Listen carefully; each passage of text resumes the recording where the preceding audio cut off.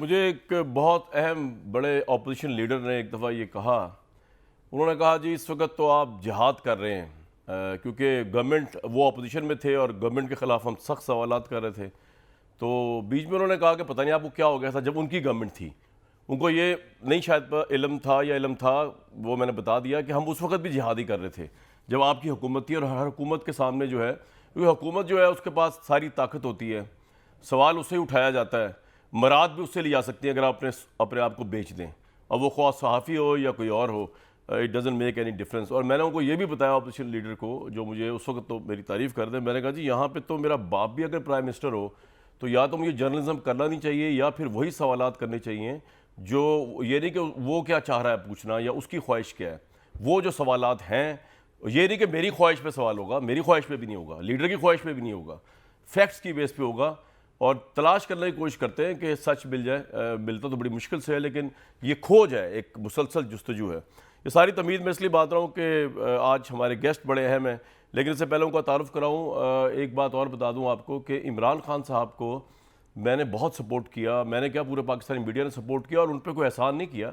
उनकी बातें बिल्कुल बड़ी ठीक थी और इक़्तिदार में आने से पहले, और उनके करप्शन के बयानिए पे मुझ समेत पूरा मीडिया उनके साथ, उनके मेरिट के बयानिए पे मुझ समेत सारा मीडिया उनके साथ। लेकिन ऑब्वियसली, और मेरिट पे उन्होंने जितनी तैनातियाँ की बी का प्राइम मिनिस्टर, हमने उसको सपोर्ट किया। और असद उमर साहब को वज़ीर ख़जाना लगाया, हमने कहा ये बिल्कुल सही है, वो ठीक है। उन्होंने बाद में जो भी रीज़न्स की वजह हटा दिया, हमने उस पर भी एहतजाज किया था वैसे तो, लेकिन बहरहाल उन्होंने लगाया। शाह महमूद कुरैशी को वज़ीर ख़ारजा लगाया, हमने कहा बिल्कुल ठीक लगाया। मुराद सही हो जाए, अली मोहम्मद खान साहब हो जाएंगे, सारे लोग वो थे जो मेरिट पे थे और मीडिया ने उनको भरपूर सपोर्ट किया। लेकिन अब अगर आप बुज़दार को लगाएं और उस पर सवाल उठाया जाए और इमरान खान साहब नाराज़ हो जाए, तो उसमें मैं क्या कर सकता हूँ। एक मिसाल देने की कोशिश कर रहा हूँ। इसी तरह आपके करप्शन के बयानिए भी हम आपके साथ खड़े हैं, लेकिन अगर आप ये कहें कि जी एक पूरी पाकिस्तान की अपोजिशन को, जिसका 62% वोट है इलेक्टेड, उसको आप कहें कि ये गद्दार है, और फिर आप इदारों के ऊपर भी ये कहें कि जी ये इनके साथ मिले हुए हैं, तो वो भी गद्दार ही हो गया। आपने मीर जाफर, मीर सादिक, कौन कौन सी इस्तेलाह यूज़ नहीं की। हम तो आपकी वो बात भी मान लेंगे अगर आप उसका एविडेंस दे दें, लेकिन इसके लिए बड़ा ठोस एविडेंस चाहिए होता है। इतना बड़ा इल्ज़ाम लगाने से पहले, ये कोई पॉलिटिकल नैरेटिव, हर चीज़ पॉलिटिकल नैरेटिव हो सकती है, ये सवाल है कि हर चीज़ सियासत हो सकती है, कि हर चीज़ आपके इमेज को तक़वियत देने के लिए हो सकती है। ये वो तमाम सवालात हैं जो मेरे ज़हन में अक्सर गर्दिश करते रहते हैं। आज इमरान खान साहब ने बल्कि एक इंटरव्यू में पहले भी जनरल फैज़ साहब का बहुत नाम लिया, आज जनरल फैज़ साहब का बहुत नाम लिया। अब मरीम नवाज़ साहिबा एक ज़माने में जब उनका नाम लिया करती थी, हम तो उस वक्त भी कंडेम किया करते थे कि जर्नल्स और फ़ौज को जो है इस तरह मिलाइन ना किया जाए, बल्कि मीडिया ने तो नवाज़ शरीफ साहब और मीडिया और मरीम नवाज़ साहिबा की स्पीच पे भी पाबंदी लगा दी थी, और नवाज़ शरीफ साहब पे अभी भी लगी हुई है। और वो हालांकि ये कहते ये थे कि फ़ौज न्यूट्रल हो जाए, लेकिन इमरान साहब जो है उनको ये थोड़ा अफसोस है कि न्यूट्रल क्यों हुए, हालांकि दस्तूर के तहत होना तो उनका न्यूट्रल ही बनता है। आज उन्होंने दोबारा ये मौजू ये ख़ास खोल दिया। आज के मेरे स्पेशल गेस्ट हो गए असद उमर साहब प्रोग्राम में पहले हिस्से में, और बाद में हम नून लीग से कोई रिप्रेजेंटेशन लेंगे, लेकिन पहले इमरान खान साहब ने क्या कहा आज ज़रा वो सुन लें। अल्लाह के सामने मैं हाजिर होकर ये बात करता हूँ, मैंने कभी नहीं सोचा था कि नवंबर में किसको आर्मी चीफ बनाना है। मेरे जहन में तो ये था कि जब टाइम आएगा मेरिट के ऊपर जो सबसे बेहतर होगा उसको मैं बना दूंगा। तो ये जो इनकी अपने जहन में खौफ आ गया था कि जनाब मैं वो जनरल फैज को लाना चाहता हूँ, ये इनके खौफ थे। नवाज शरीफ के चोरी का पैसा उसका इतना ज्यादा था कि वो चाहता था फौज को कंट्रोल करना, इसलिए इनको हर इदारा जो इनकी चोरी को थ्रेटन करता है उसको कंट्रोल करना है, लिहाजा डर इनको फौज से होता है। इमरान खान को कोई जरूरत नहीं अपने आर्मी चीफ रखने की, मुझे कोई अपनी चोरी नहीं बचानी। करप्शन के ऊपर और न्यूट्रल्स को लेकर उन्होंने बहुत सी गुफ्तगू की है, जो बहुत से लोग नज़दीक बड़ी सख्त गुफ्तगू है, लेकिन अब आप वो भी सुन लें। जूते पॉलिश करके कोई कौम नहीं बनती, जो डोनाल्ड लू ने कहा है, यानी तकब्बुर उस आदमी का देखें, उसकी जुर्रत कैसे बढ़ गई है कहने की। मैंने तो जब वो साइफर देखा, मैंने 10 दफा पढ़ा कि ये वाकई कोई इतना बेहुदा आदमी है जो ऐसी स्टेटमेंट दे सकता है। मुरासले की तो मुझे तकलीफ हुई, लेकिन जब मैंने ये चोर डाकुओं को देखा कि हमारे ऊपर मुसल्लत कर दिया है, मुझे उस सबसे ज्यादा तकलीफ इस पे हुई। मैं हमेशा सोचता था कि ये साजिश कैसे होगी, क्या शहबाज शरीफ को मुल्क का कोई प्राइम मिनिस्टर बना देगा। मैं तसव्वुर भी नहीं कर सकता कि कोई शहबाज शरीफ को मुल्क का प्राइम मिनिस्टर बना देगा। एक दिन मैंने न्यूट्रल से बात की, मैंने कहा इसके ऊपर 16 अरब रुपए के FIA का केस है, 8 अरब रुपए का नैब में केस है इसके और इसके बेटों के ऊपर। इस सेटअप को मुल्क के ऊपर मुसल्लत करने के लिए सारा मुल्क के इदारों को तबाह करना पड़ेगा। जो कदम उठाए जा रहे हैं ये असल में पाकिस्तान की डिस्ट्रक्शन है। एक आ गया है क्रॉस रोड्स, या इधर जा सकते हैं या उधर जा सकते हैं, वो न्यूट्रल बीच में रास्ते का वो गियर ही निकल गया। मेरा सिर्फ आखिरी एक सवाल है अपने न्यूट्रल से कि अगर घर के ऊपर डाका पड़े तो क्या चौकीदार न्यूट्रल हो सकता है? असद उमर साहब, बहुत वार्म वेलकम। क्या हाल है, आप खैरियत से हैं? जब से हुकूमत गई उसके बाद पहली दफ़ा तशरीफ लाए हैं, warm welcome. Thank you sir, ये बता दीजिए कि बेसिकली ये जो इमरान खान साहब ने आज कहा कि शहबाज शरीफ के मुतल्लिक वो तसव्वुर भी नहीं कर सकते थे कि वो प्राइम मिनिस्टर बन जाएंगे, या वो न्यूट्रल्स को कह रहे हैं। न्यूट्रल्स का काम तो नहीं है पाकिस्तान में, अगर इन प्रिंसिपल देखा जाए, अगर इन थेरी में आपकी बात मान भी लूँ कि इस मुल्क में ऐसे ही होता होगा, लेकिन इन प्रिंसिपल आप क्यों न्यूट्रल्स के पास बार बार इमरान खान साहब जाके ये कह रहे हैं कि शहबाज शरीफ को वज़ीर-ए-आज़म नहीं होना चाहिए? ये तसव्वुर वो तो अवाम ने इलेक्ट करना, चाहे किसी चोर को करें, किसी डाकू को करें। असद साहब, लेकिन ये आपने पता नहीं किस बात से अखज़ किया। अभी जो आपने क्लिप सुनवाया, जाहिर में तो वहां पे बैठा हुआ था, पूरी स्पीच मैंने सुनी। उन्होंने ये तो कभी नहीं कहा था कि शहबाज शरीफ को न्यूट्रल को, वो कह रहे थे कि शहबाज शरीफ को नहीं बनाना। वो कह रहे थे कि मैं खुद सोचता था, तो मैं, लोग कह रहे थे कि साजिश हो रही है और कुछ होने वाला है और शहबाज शरीफ वजीर आजम बन जाएगा, तो वो कह रहे थे कि मेरी सोच से बाहर था कि शहबाज शरीफ को कोई कैसे वजीर आजम बना सकता है। ये बात उन्होंने कही थी। सर यहाँ पे जरदारी साहब पे केसेस थे, वो प्रेसिडेंट बन गए थे, आपको पता ही होगा। तो वो तो आप बन सकते हैं ना, अगर आप इल्ज़ाम लगाओ, वो अदालत को फेस कर रहे हैं शहबाज शरीफ। अगर असद भाई बात ये है कि आप अगर हार जाए इलेक्शन, आपकी पार्टी, तो सेकंड तो चॉइस यही है ना अवाम के पास। ये कोई बाहर से तो नहीं आए हुए, ये जैसे भी हैं इनकी अपनी अवाम में मकबूलियत है। तो अब फिर आप या तो ये कह रहे हैं कि फिर इमरान खान साहब is to elect to get to the power till his last breath, क्योंकि और तो पाकिस्तान में कुछ काबिल है नहीं बकौल इमरान साहब के ज़ाविये से अगर देखा जाए। नहीं, देखें, आपने जरदारी साहब की बात की, अगर आपको याद हो उस वक्त के अखबार उठा के देख लें, उस वक्त के कॉलम देख लें, तो उस वक्त भी बहुत बड़ा तूफान था मुल्क के अंदर कि एक इंसान जिसके ऊपर इतने इल्जामात लगे हुए, वो कैसे मुल्क का सदर बनाया जा सकता है, रियासत की सबसे बड़ी कुर्सी पे बैठ सकता है। वो इल्जामात कोर्ट्स के अंदर मौजूद हैं, अभी क्लियर नहीं हुआ है। इसी तरीके से यहाँ पर इनका जो शहबाज शरीफ साहब की जो सूरत हाल है, जिस दिन उन्होंने ओथ लिया है उस दिन उन पे फर्द जुर्म आयद करनी थी। उसी रियासत ने, उसी हुकूमती निजाम ने उन पे फर्द जुर्म आयद करनी थी, और वो उस दिन वजीर आजम को ओथ लेते। अगर आपके ख्याल में ये मुनासिब है तो चले, इस बात के ऊपर आप और मेरा इत्तेफाक नहीं है मेरे ख्याल में कि किसी भी कानून के मुताबिक चलती हुई जमहूरियत के अंदर ये नहीं होना चाहिए कि जिस शख्स के ऊपर फर्द जुर्म आयद की जा रही है, ये टीवी का इल्जाम नहीं है। या तो है ना कि जी आपके जो हरीफ हैं, सियासी हरीफ, वो आपके बारे में, वो आपको चोर डाकू कहते हैं, बिल्कुल सिर्फ सियासी हरीफ के कहने की वजह से नहीं होना चाहिए। वो आपको नहीं पसंद तो आपका प्रॉब्लम है, अवाम वोट डालेंगे तो वो फिर भी आएंगे। लेकिन जब अदालती निज़ाम के जरिए, जब एक बाकायदा प्रोसिक्यूशन प्रोसेस के जरिए फर्द जुर्म आयद हो रही हो, तो जब तक इंसान क्लियर ना हो जाए, तो मेरी राय के अंदर तो बिल्कुल भी मुनासिब नहीं है कि वो शख्स जो है वो मुल्क के अहम ओहदे पे हो, ना कि अहम तरीन ओहदे के ऊपर हो। सर, इखलाकी तौर पे मैं आपसे 100% एग्री करता हूँ कि ऐसे शख्स को बिल्कुल प्राइम मिनिस्टर नहीं होना चाहिए, लेकिन ऑब्वियसली कानूनी तौर पे भी तो एक कोई उनके खिलाफ कोई हुज्जत दी ना, अदरवाइज तो आप सुप्रीम कोर्ट पे चले जाते हैं कि शहबाज शरीफ वज़ीर आज़म ना हो, वो मुल्जिम है। जी बिल्कुल सही है। तो हम तो यही कह रहे हैं ना कि किसी भी अच्छे मुल्क के निज़ाम के अंदर क्या होना चाहिए, और हमारे ख्याल में ये बात जो है, ये मुल्क के साथ एक जुल्म है कि ऐसी सूरत हाल के अंदर हमने कौन सा शहबाज शरीफ को गोली तो नहीं मार दी ना, हम अपनी राय का इजहार कर रहे हैं। और हमारे ख्याल के अंदर ये जुल्म है मुल्क के अंदर कि जहां इतने भरपूर शवाहिद सामने रखे हों, कोर्ट के अंदर केस चल रहे हों, पहले वो तारीखें बदलवाते रहे हों, उसकी वजह से डिले करते रहे हों, और जिस दिन फाइनली फर्द जुर्म लगनी थी उस दिन वो शख्स जो है वो वजीर आजम बन जाए मुल्क का, और उसके बाद एक इन्वेस्टिगेशन वाला जो है वो अल्लाह को प्यारा हो जाए, दूसरे को हार्ट अटैक हो जाए, फिर जो शरीक मुल्जिम है उसको हार्ट अटैक हो जाए। तो ये इसके खिलाफ अगर आप आवाज नहीं उठाएंगे तो फिर आप सियासत में हैं क्यों? बिल्कुल ठीक है, इस पे खिलाफ बिल्कुल आवाज़ उठाते रहना चाहिए, लेकिन वो इमरान साहब की स्पीचेस से लगता है ऐसे है कि जैसे कि वो शिकवा करते हैं न्यूट्रल से कि ये मुजरिम क्यों बन गए प्राइम मिनिस्टर। तो उनका तो सर कोई रोल नहीं है, मतलब ये तासुर गलत आता है मीडिया पे, या मैं गलत तासुर ले रहा हूँ कि इमरान खान साहब ने रिजीम चेंज से पहले भी ये कहा कि जी मैं जाके उनसे मिला, मैंने कहा मेरे खिलाफ साजिश हो रही है और ये लोग आ रहे हैं, ये करप्ट लोग हैं।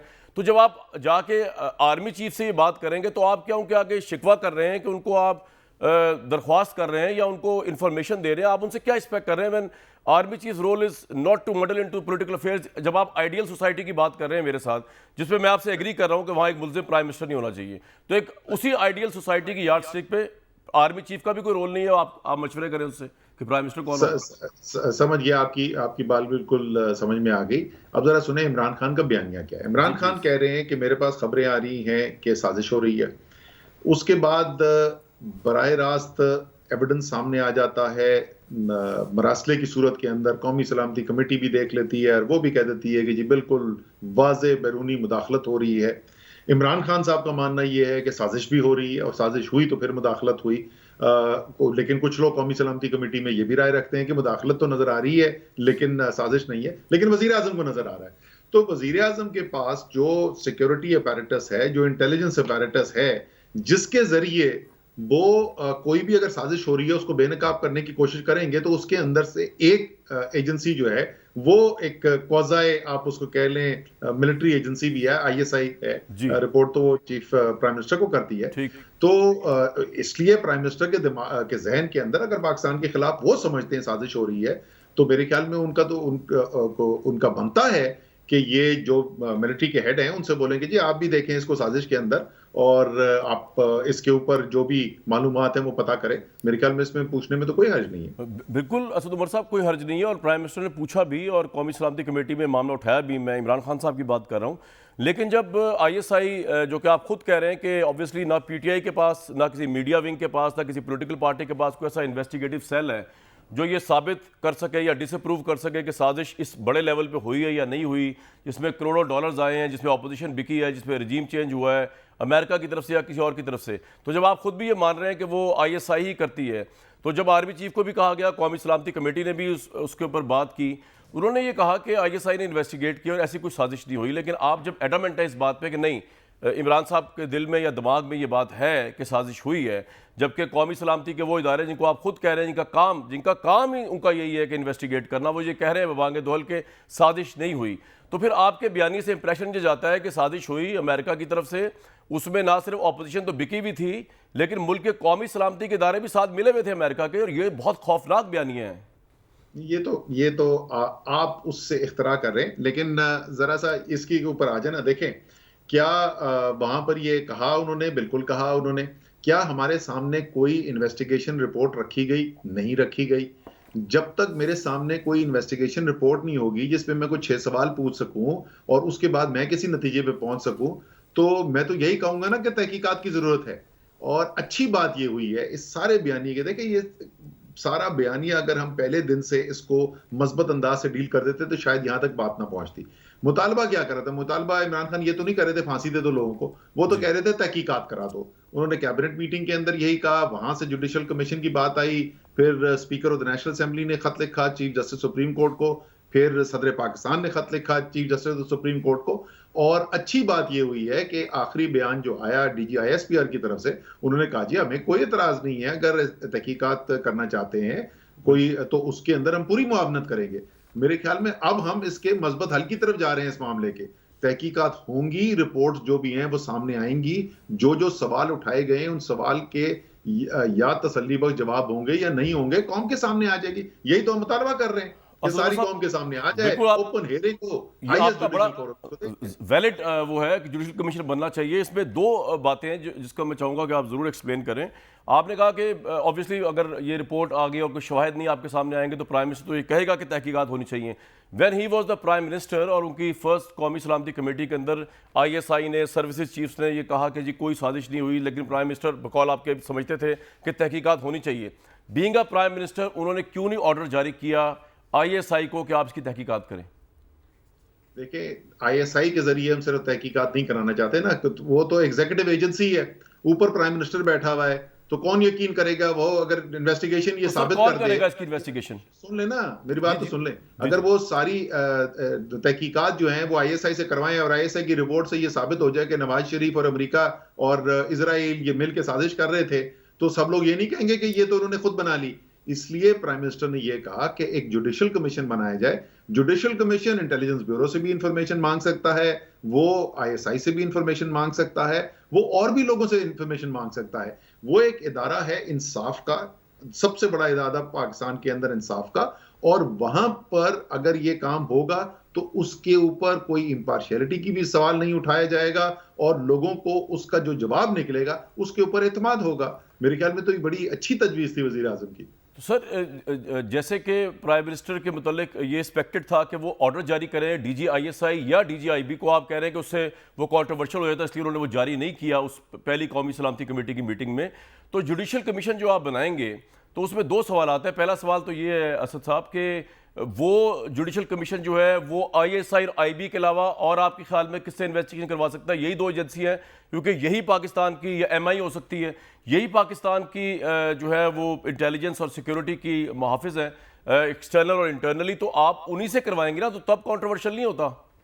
नहीं सर, देखें, पहली बात तो ये कि क्योंकि वो जुडिशियल फोरम के थ्रू हो रहा है, उनके परव्यू के थ्रू, एग्जीक्यूटिव का उसके ऊपर कंट्रोल नहीं है, हुकूमत का उसके ऊपर कंट्रोल नहीं है, तो एक तो वो बहुत बड़ा फर्क किया आ जाता है। और दूसरी बात ये है कि सिर्फ इन्वेस्टिगेशन एजेंसीज के पास मालूमात नहीं होती हैं, वो तो फिर कोई शहरी जो है उसके पास हो सकती है, कोई सहाफी हो सकता है कामरान शाहिद के पास कोई इसके बारे में मालूमात हो जो उस सवाल के जवाब तक पहुंचने के अंदर मददगार साबित हो। जो सियासी पार्टियां हैं उनका एक नुक्ता नजर होगा। वो तो जिस वक्त ये कमीशन करता है, जैसे आपने देखा है, मुख्तलिफ लोगों को बुलाया जाता है, उनका अपना नुक्ता नजर होता है, मुख्तलिफ पार्टियां उसको ज्वाइन कर लेती हैं। मुस्लिम लीग नून उसके अंदर अपना एक नुक्ता नजर लेके आएगी, PTI एक नुक्ता नजर लेके आएगी, पीपल्स पार्टी एक नुक्ता नजर लेके आएगी।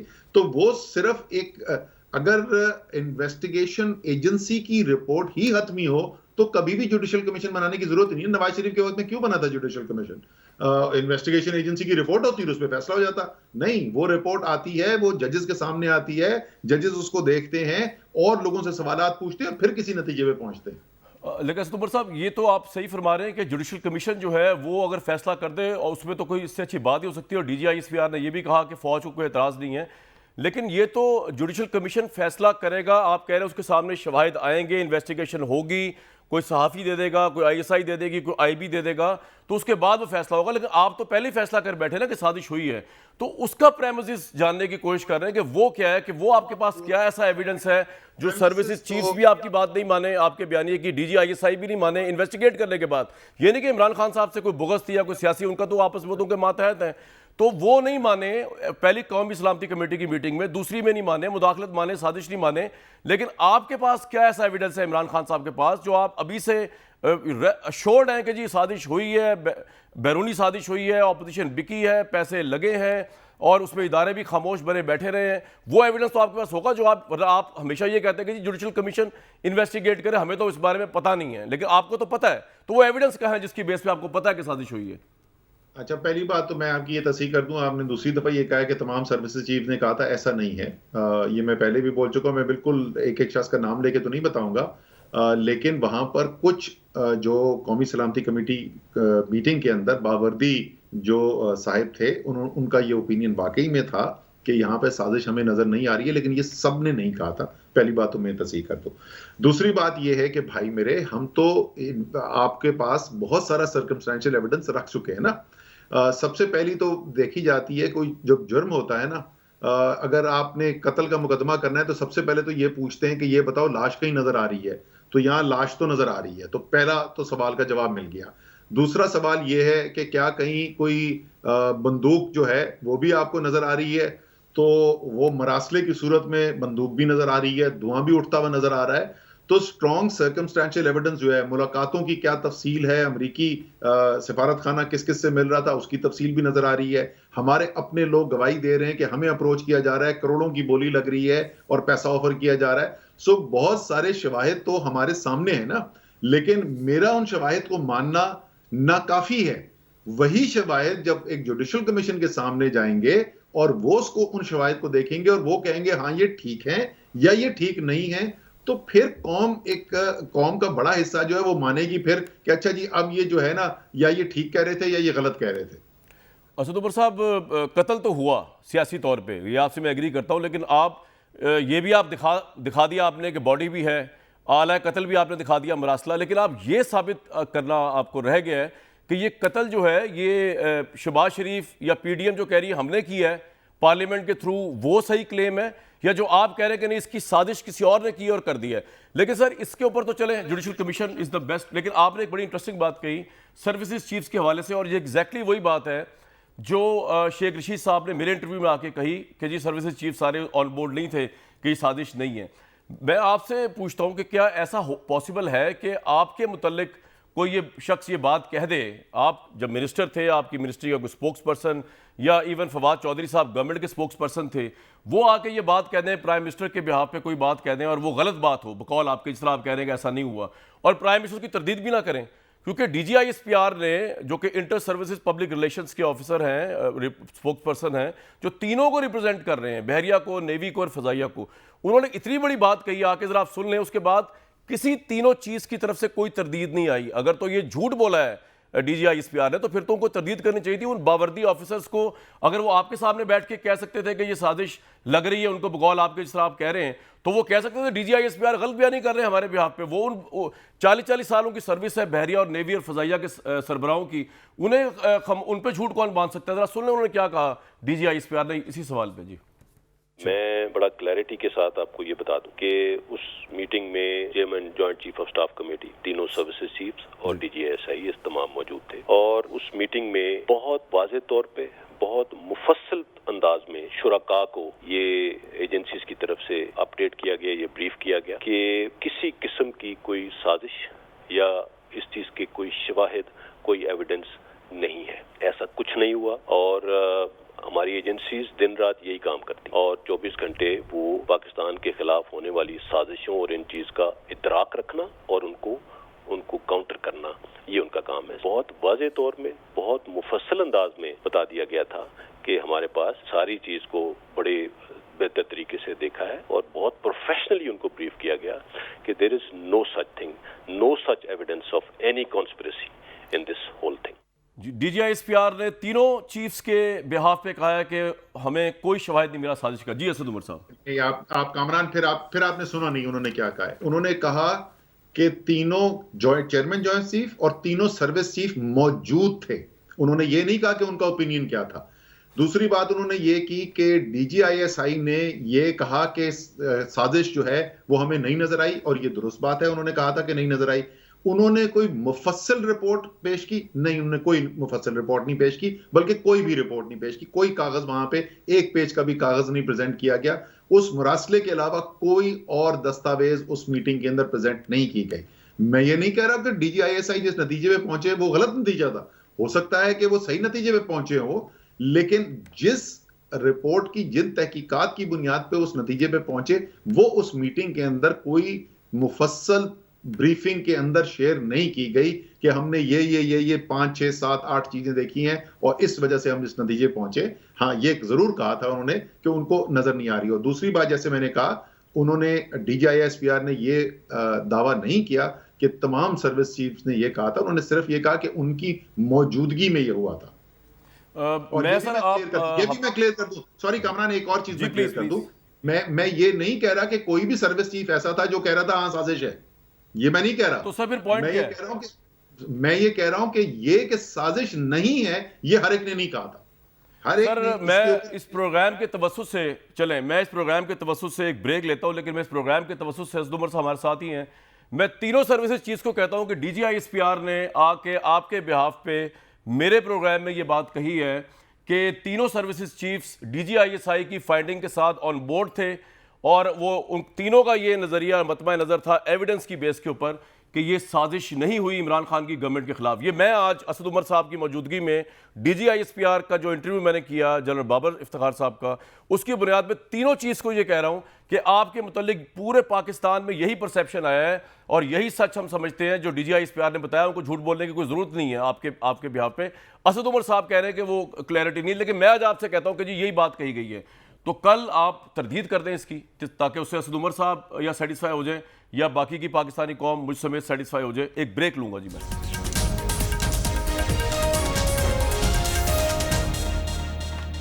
असद उमर साहब, लास्ट 2 क्वेश्चंस। अगर सुप्रीम कोर्ट जुडिशल कमीशन बनाने पे आमादगी का इजहार नहीं करती तो इमरान खान साहब जो है और सुप्रीम कोर्ट इजाज़त भी नहीं देती धरना या जलसे करने का, फिर भी इमरान साहब कॉल देंगे अगर फौरी इलेक्शन नहीं होते, दोबारा एक दफ़ा एहतजाज की कॉल होगी जैसे 25 मई को हुई थी? सर पहली बात तो आपने जो पिछली ब्रेक से पहले कहा वो फैक्चुअली दुरुस्त नहीं है, और मेरी रिक्वेस्ट ये होगी कि आप दोबारा चला के देख लें कि DGISPR क्या कह रहे हैं। DGISPR ने ये नहीं कहा कि तमाम सर्विसेज चीफ ने ये बात कही थी, उन्होंने कहा उनकी मौजूदगी में एजेंसीज ने ये बात कही थी।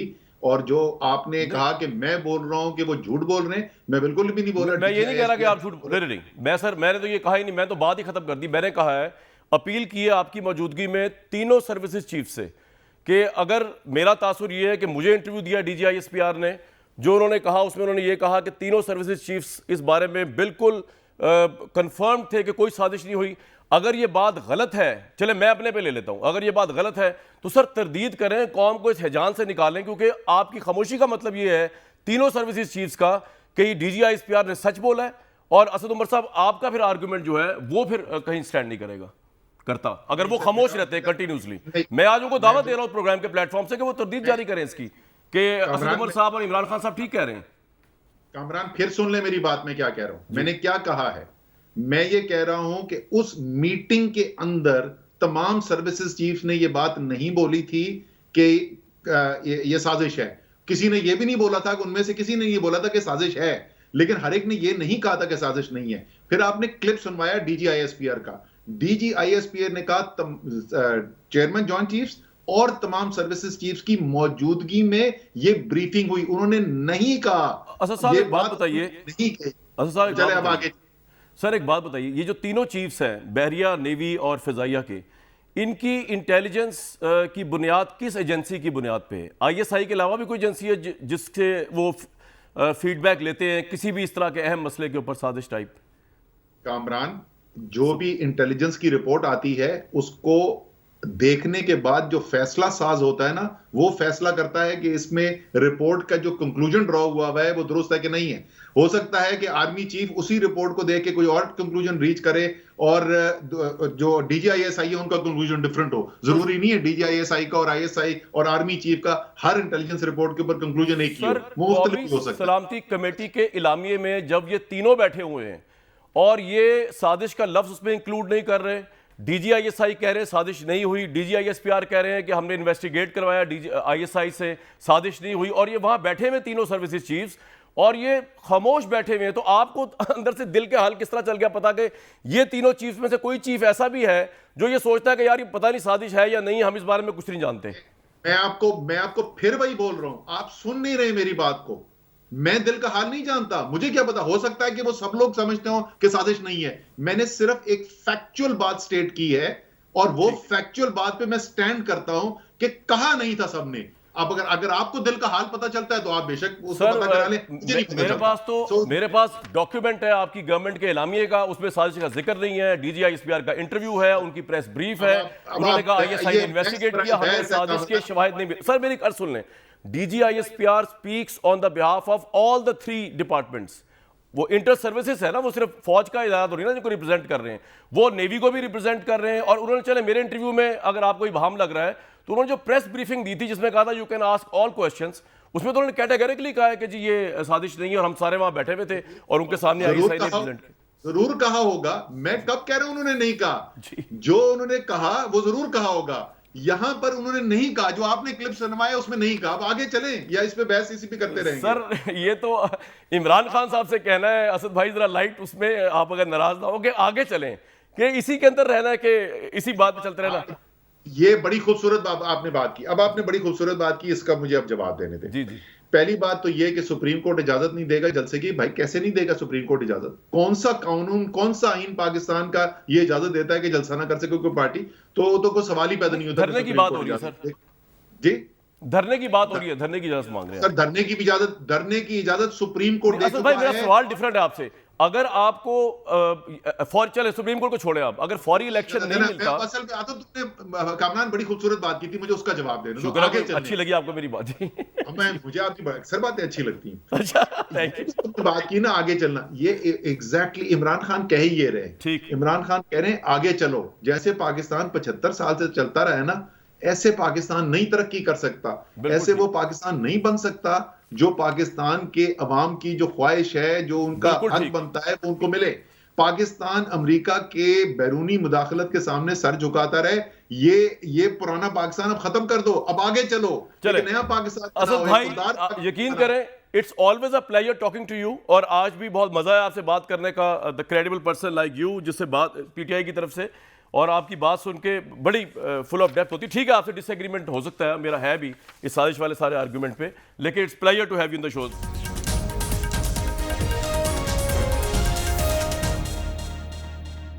मुझे ज्वाइन किया तलाल चौधरी साहब ने, और पीएमएलएन और पीडीएम का मौक़िफ़ लेने की कोशिश करेंगे। यार ये तलाल साहब सारी आग आपकी लगाई हुई है, ये आप ना साजिश, जो एक साजिश मेरे नज़दीक वो बैरूनी साजिश तो नहीं हुई, लेकिन ये साजिश आपने की है इमरान खान साहब की गवर्नमेंट के खिलाफ। आज इमरान साहब देखे ना, वो कह रहे थे कि उनको समझ ही नहीं आया किस तरह एक करप्ट तरीन आदमी मुल्क का प्राइम मिनिस्टर बन सकता है। तलाल साहब। बिस्मिल्लाहिर्रहमानिर्रहीम। कामरान शाहद साहब, ये जो साजिश वाला ड्रामा पिछले 2 महीने से चल रहा है, लेकिन आज आपने कमाल कर दिया है। मेरा ख्याल है जितने क्रॉस क्वेश्चन आपने किए हैं और जिस तरह असद उमर साहब की विकटें उड़ी हैं, ये शायद अब ये इंटरव्यू आगे कई महीने दिखाया जाएगा। सबसे जवाब बात छोटी सी, अच्छा तलाल भाई मेरे सवाल का जवाब दे देना कि जो बड़ा सदमा हुआ है उसपे देता हूं ना मैं।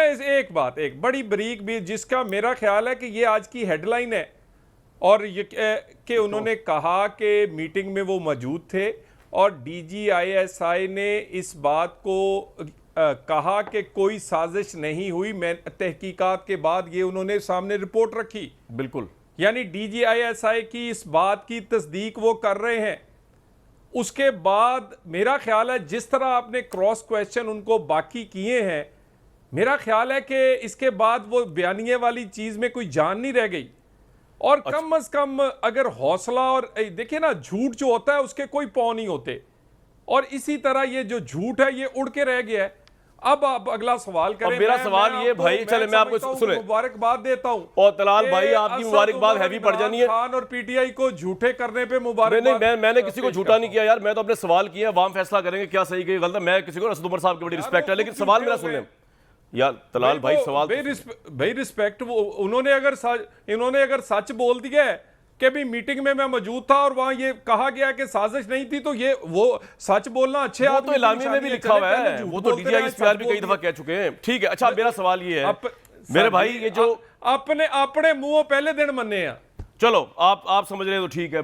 दूसरी बात ये है मेरे भाई के ये जो गहरा वो कह रहे जी बड़ा गहरा मुझे सदमा पहुंचा है इमरान साहब कि जी जिस तरह एक करप्ट तरीन बंदे को प्राइम मिनिस्टर लगा दिया, तो ये भाई आपने कोई और लीडर नहीं मिला था आपको पीएमएलएन में? अगर आपने आना ही था पावर में, किसी साफ बंदे को लगाए थे यार तलाल साहब। गुजारिश ये है कि अगर शरीफ फैमिली सियासत में ना होती तो आज इनका बिजनेस भी कई गुना मल्टीप्लाई हो चुका होता और ऐसी कोई बात की इन पर तोहमत या केस ना बनता। सिर्फ सियासत में होने की वजह से, नवाज शरीफ का भाई होने की वजह से, उनका बेटा भतीजा और हम उनके पार्टी के कारकुन होने की वजह से ये मुकदमे बने। और इन मुकदमों में पिछले 4 साल इमरान खान वजीर आजम रहे हैं। पाकिस्तान की 75 साल की तारीख में इतना ताकतवर वजीर आजम 1 पेज वाला हमने नहीं देखा। पूरे अदारे अपनी हिम्मत और तौफीक से ज्यादा आपका पॉइंट क्या है? आपका पॉइंट क्या है? बावजूद उसके बावजूद एक धेले की करप्शन नहीं। जितने केसेस थे वो पॉलिटिकली विक्टिमाइज करने के लिए और वो इनको इक्तदार में लाने के लिए बनाए गए थे कि खान साहब इक्तदार में आ जाएं और दूसरों को दबाया जाए। वो एक एक करके वो क्लीन बोल्ड हुए हैं वो केस। सो सियासी केसों पर आप किसी को चोर डाकू नहीं कह सकते। चोर और डाकू कह सकते हैं हीरो के कारोबार वाले को। किसका हीरो का कारोबार है? यानी इस भाई आप मुकदमा कायम करें ना। अगर आपको इतना देखिए तलाल साहब, बात ये है, अगर आपको इतना ही लगता है कि इमरान खान ने करप्शन की, इसका कोई सबूत अभी तक नहीं मिला, तो आप हुकूमत में मेरे भाई अब आप मुकदमा कायम करें। बिला वजह मीडिया पे आके प्रेस कॉन्फ्रेंस से करना कि जी वो हीरो का हार मिल गया, वहां से डायमंड की गुठी मिल गई। इमरान खान पे 1 रुपए की अभी तक आप करप्शन साबित नहीं कर सके। वो इतना साफ शफाफ है। ये मैं तंज़न नहीं कह रहा, असलन बता रहा हूं आपको। ये बिल्कुल आप ठीक कह रहे हैं, 1 रुपए की करप्शन नहीं है। माशाल्लाह रुपया पैसा चांदी सोना तो इस्तेमाल ही नहीं किया, हीरे इस्तेमाल किए, जमीन ली है, उसकी डीड्स उसको निकली साबित हैं, करें ना सर, उसके उसको बाद, साबित करें। Millions of pound. बात सुन, हाँ जी जी, बताएं गुजारिश तो सुन लेना, पूरी गुजारिश तो सुन ले मेरी मेरी देखिए ना, जो हमारी भाभी है, जो आंटी पिंकी पीरनी है, वो जब से उनकी उम्र अगर 50 साल है, तो जब से उनकी शादी इमरान खान से हुई है, बिजनेस तब से शुरू किया है। 6 कंपनियां उनके नाम रजिस्टर सर ये इल्जाम है, ये अभी साबित नहीं हुआ, ये आपने साबित करना है। बात सुने ना, हाँ मैं साथ साथ आता रहूं बात लोगों तो को। सुने, हाँ, बात जी, जी, तो बताइए। सुन लेना। बोले बोले, आप साहब बोलते हैं, जी, मुझे एक भी बोलने मिनट, देना। मैंने आपको, मैं एक मिनट, मैंने डॉक्यूमेंट आपको देने हैं ना जी। हाँ मैंने जी। कोई आपके सामने अनडॉक्यूमेंटेड तो बात ही नहीं करनी। SCCP की मैं आपको डॉक्यूमेंटेड भेज रहा हूं कंपनीज, नंबर हर एक में, एक डायरेक्टर है फराह गोगी और दूसरी अहलिया इमरान खान है, और वो पहले तो उन्होंने कभी रेडी भी नहीं लगाई, प्रॉपर्टी का भी काम कर रही, हस्पताल भी बना रही हैं प्राइवेट, उसके बाद फूड का भी काम कर रही हैं, डेयरी का भी काम कर रही हैं। पाकिस्तान का हर वो बड़ा काम जो बड़े बड़े ग्रुप कर रहे हैं, उसकी लिमिटेड कंपनियां जो हैं वो रजिस्टर की गई हैं सिर्फ पिछले 3.5 साल में। मुझे ये बता दें कि उनकी अहलिया उससे पहले कोई एक उनका कोई दिखा दें कि अच्छा तलाल साहब, मैं आपको एक बात बताऊं, वजीर आजम मेरी एक बात सुने, मैंने एक सर मिनट, एक क्विकली बात ना, आपसी बात हो रही है मुझे और पूरा कोई केस नहीं को- इधर। फराह गोगी साहिबा जो है, उनकी वालदा का नाम भी बुशरा है, उसको आप मिक्स ना करें इमरान खान साहब की एहलिया से, इसलिए मैं कह रहा हूं मुकदमा करें, दूध का दूध पानी का पानी हो जाएगा। इस तरह इल्जाम तलाशी क्या फायदा मेरे भाई? मेरी जी फरमाएं। गुजारिश सुन लें, आप फिक्र ना करें, बिल्कुल। देखिए ना, ये फर्क हमें पता है, और उनकी वालदा जो थी वो पहले भी थी। जब उनकी वालदा की वजह से उनको हीरे नहीं मिल रहे थे, उनकी वालदा की वजह से नहीं, जब से बनी गाला की दोस्ती और खतून अव्वल की दोस्ती की वजह से ये सब कुछ, ये कंपनियां बनी हैं। और ये कंपनियां जो है, ये नंबर 1, उसके बाद हमने डीड्स पेश की हैं आपके सामने के सैकड़ों कनाल की, अरबों रुपए की जमीन इनके नाम कैसे हुई है। उसके बाद यह भी कहा है कि बर्तानिया से आया हुआ पैसे का किस तरह लेन देन हुआ है। आप अगली बात कर रहे हैं कि केस क्यों नहीं बने। हमने इनकी तरह कागज लहरा के लोगों को गिरफ्तार करके, और उसके बाद हमने ये नहीं करना कि भी कोई हमें कहे कि ये पॉलिटिकली विक्टिमाइज हो रहा है। असल में एहतसाब को इस मुल्क में इतने झूठे और बेबुनियाद मुकदमात बनाकर इतना खराब कर दिया गया है कि बैरून असल मुल्क केस भी जो है ना वो झूठा लगता है। बैरून बात मुल्क सुने। एविडेंस का तो आप नाम ही ना लें। आपने जो नैब के दांत निकाले हैं उसमें ये कहा गया है ऑपोजिशन की तरफ से कि आपने अपनी लीडरशिप को बचाने के लिए बैरून मुल्क से आने वाली दस्तावेजात बतौर शहादत अदालत में पेश ना करने की, हालांकि बैरून मुल्क से दस्तावेजात जो आती है वो सबसे ज्यादा क्रेडिबल होती हैं। तो ये तो आपने खुद पर्सन स्पेसिफिक लॉ बना के अब आप कह रहे हैं कि इमरान खान के खिलाफ आप बैरून कौमी शहादत के ऊपर जाएंगे, तो निकाल दिया आपने एविडेंस। जी जी, आपसे बात हो रही है। एक मैं आपको इंकशाफ कर दूं। हाँ जी, एक आपको इंकशाफ कर दूं कामरान शाहिद साहब, एक वॉल्यूम 10 हुआ करता था, हाँ जी, पनामा जो में, कि साकिब निसार साहब के दौर में था उसको, और वो कहा कि इसमें पता नहीं कौन सी शहादतें हैं। आपको पता है कि मियां नवाज शरीफ और मरियम नवाज के केस में वॉल्यूम 10 में से एक कागज भी नहीं निकला। अदालत आज भी पुकार रही है, इस्लामाबाद हाई कोर्ट आज भी एक केस। और एक और मैं आपसे बात कह दूं जी, ये इन लोगों को अंदाजा ही नहीं है केस का तो इनको पता नहीं है। अगर वो वॉल्यूम 10 कर दें उसको शाया। तलाल साहब मेरी एक बात सुने, उसमें बस काम है, मेरी कोई एक सवाल शाया सुन हो लें। तो करे ना। आपको इस चीज का इल्म है ग्राउंड के ऊपर इमरान खान साहब से ज्यादा लकी आदमी तो है ही कोई नहीं, यानी कि जो IMF की डील उन्होंने की जो कि मुल्क के लिए बड़ी माशी तंगी थी, वो डील वो कर गए, साइन आप कर रहे हैं एक्सटेंशन के लिए, भुगतना आपको पड़ रहा है पॉलिटिकली, और अवाम अब आपको सियासी तौर पे गालियां दे रही है। तो मेरे भाई ये आप किस लिए आए बीच में? आज तो इमरान खान ने कह दिया है कि जनरल फैज का कोई तो रौला ही नहीं था उनके ज़हन में, अल्लाह को हाजिर नहीं जान के कहा। आप किस लिए आए? मुझे समझ नहीं आया। केसेस माफ करवाने आए थे? ये वो आदमी है, ये वो जो कि अल्लाह को हाजिर नाजर जान के अल्लाह माफ करे झूठ बोलता है, और इसने ये पहली दफा झूठ नहीं बोला। और उसके बाद दूसरी बात आप कह रहे हैं कि हम भुगत रहे हैं, बिल्कुल भुगत रहे हैं, पाकिस्तान की खातर भुगत रहे हैं। कामरान शाहिद साहब, एक साइड पर आसान रास्ता था कि हम इस पाकिस्तान को छोड़ के इंतखाब में चले जाते, दूसरी रास्ता मुश्किल। मुझे एक ब्रेक लेनी पड़ेगी भाईजान। ये जो आपने टफ रास्ता लिया ना, भुगत आप नहीं रहे फिलहाल तो अवाम भुगत रही है, वो भुगताएंगे आपको नेक्स्ट इलेक्शन में। एक ब्रेक लूंगा जी।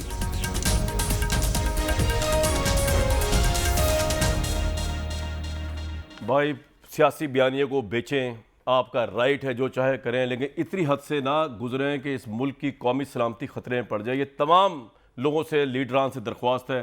कल तक दीजिए इजाज़त।